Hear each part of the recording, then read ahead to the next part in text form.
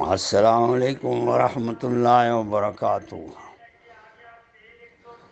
جناب، مہربانی کرو، سارے بچے سب سوچ کے ایک راستہ اختیار کرو۔ اگر دین کا راستہ اختیار کرو گے تو تمہارے لیے آخرت میں بھی جنت ہوگا، لامحدود زندگی میں، اور ادھر بھی سب کچھ مل جائے گا۔ اگر آپ دنیا کا راستہ اختیار کرتے ہو تو مہربانی کرو، میرے سے جان چھڑاؤ، جاؤ جدھر تمہیں مکان ملتا ہے جاؤ یار، دنیا کی عیاشی لے لو، مجھے دنیا کی عیاشی نہیں چاہیے، مجھے آخرت میں اچھا انجام چاہیے کہ خاتمہ بالایمان نصیب کے ہو جائے اور میں جہنم کی آگ سے بچ جاؤں۔ میں نے تم لوگوں کو مسجد اللہ کے فضل سے بنا کے دکھایا، اور جو کچھ میں کرتا رہا ہوں ابھی کر رہا ہوں۔ میں قرآن حدیث بیان کر رہا ہوں، کوئی اجرتی مولوی نہیں ہوں کہ میں گونگا شیطان بن جاؤں، سمجھ گئے؟ میں سمجھ گیا کہ میرے بچے دین سے دور ہیں، وہ جہنم کی طرف جا رہے ہیں، میری بیوی بھی جہنم سے قریب جا رہی ہے، تو میں کیوں تم لوگوں کو آگاہ نہ کروں؟ اگر میری بات سنتے ہو تو سن لو۔ یہاں پر باجماعت نماز ہوگا، یہاں قرآن کا درس ہوگا، لفظی ترجمہ ہوگا، کچھ نہیں کہوں گا، لیکن یہاں اگر دین نہیں ہوگا تو پھر یہ بات غلط ہے، بس سمجھ گئے؟ من ترک الصلاۃ فقد کفر، جس نے نماز کو ترک کیا، جس نے اللہ کے قرآن سے منہ موڑا، وہ قیامت کے دن اندھا اٹھے گا۔ یہ بات واضح ہے۔ جس نے قرآن کی مطابق زندگی گزارنی ہے، اس کے لیے اللہ تعالیٰ دنیا بھی دے دے گا اور جنت میں بھی بہترین رہائش گاہیں، بہترین سب کچھ دے دے گا۔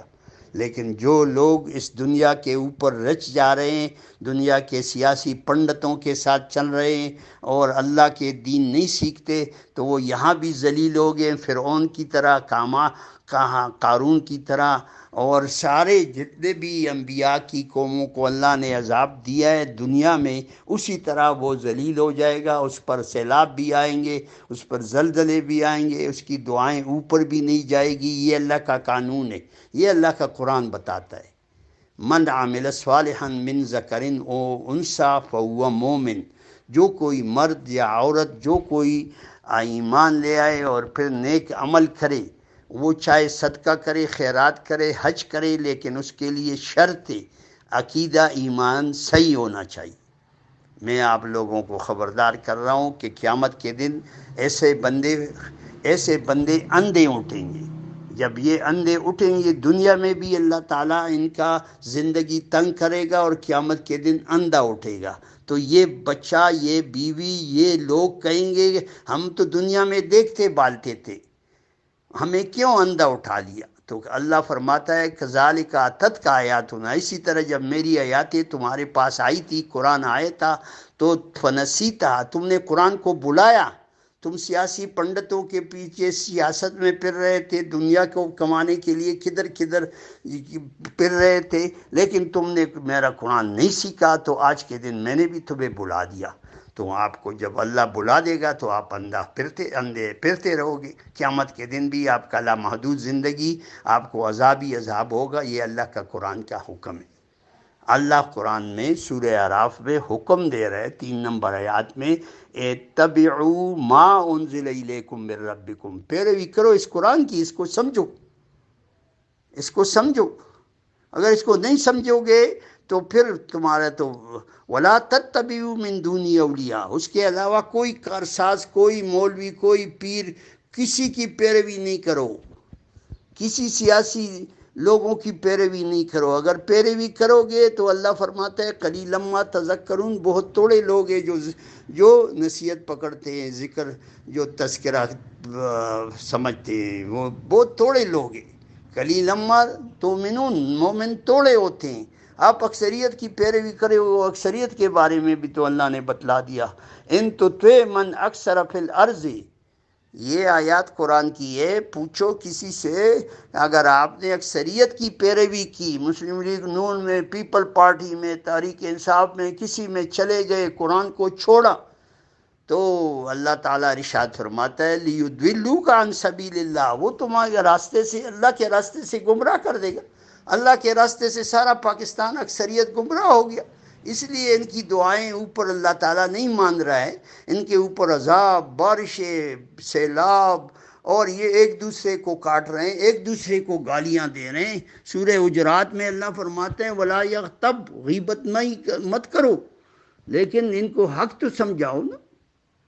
اللہ نے بندے، یہی اللہ تعالیٰ سورہ حجرات میں ارشاد فرماتا ہے کہ غیبت مت کرو، اگر جھگڑا بھی ہو جائے، قتل بھی ہو جائے، آپس میں صلح کرو۔ تو اللہ کے دین میں صلح کا حکم ہے، آپس میں مل جاؤ، اللہ کی رسی کو مضبوطی سے پکڑے رکھو۔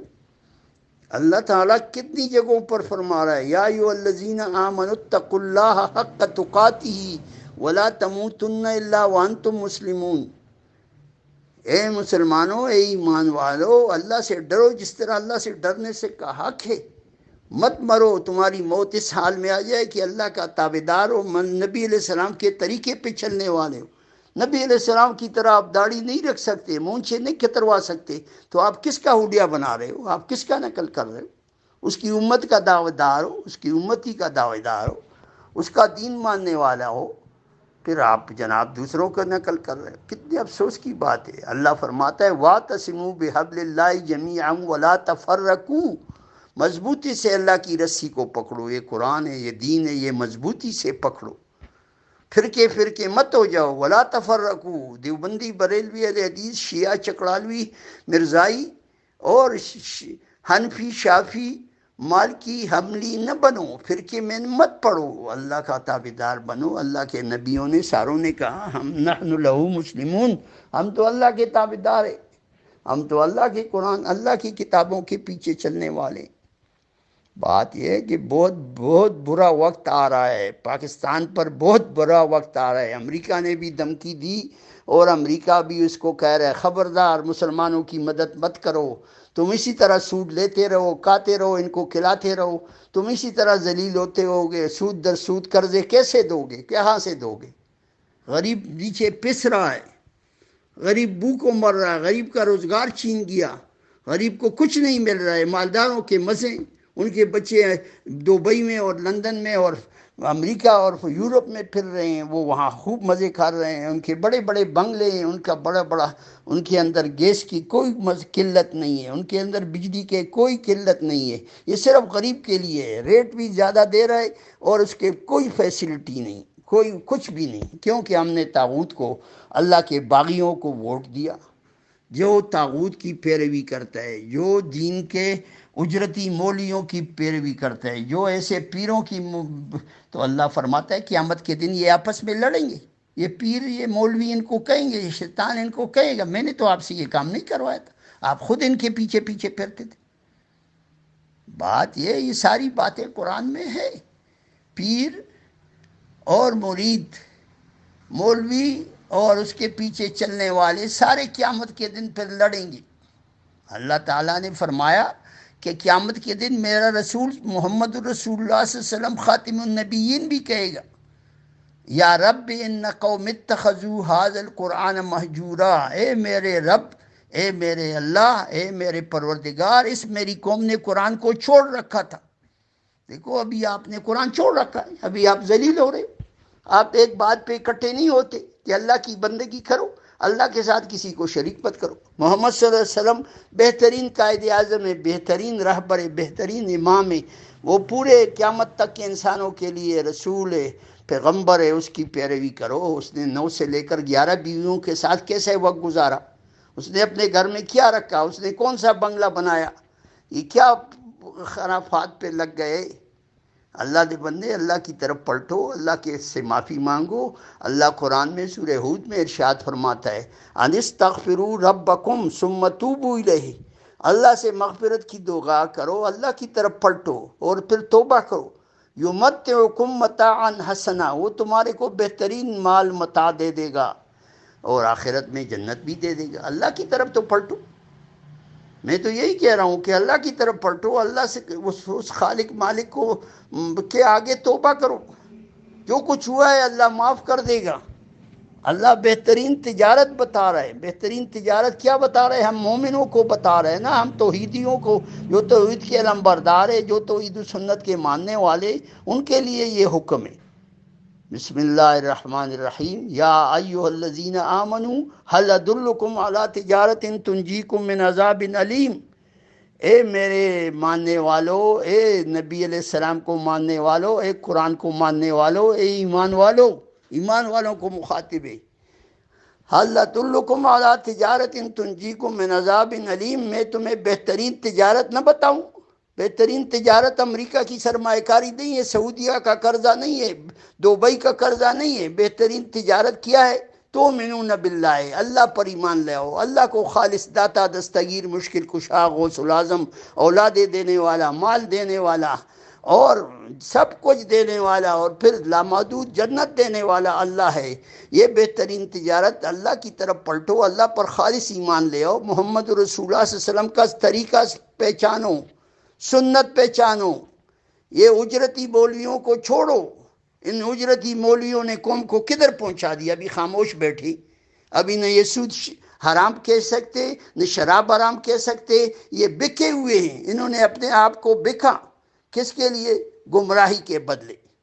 انہوں نے اپنی ایمان، اپنی دین کو بیچ ڈالا۔ وَلَا تَشْتَرُوا بِآيَاتِي ثَمَنًا قَلِيلًا، قرآن میں 1445 سال پہلے یہ نازل ہوا ہے کہ یہ لوگ تھوڑے تھوڑے پیسوں پر کیا کر رہے ہیں؟ یہ اپنے آپ کو، اور یہ حق کو چھپائیں گے۔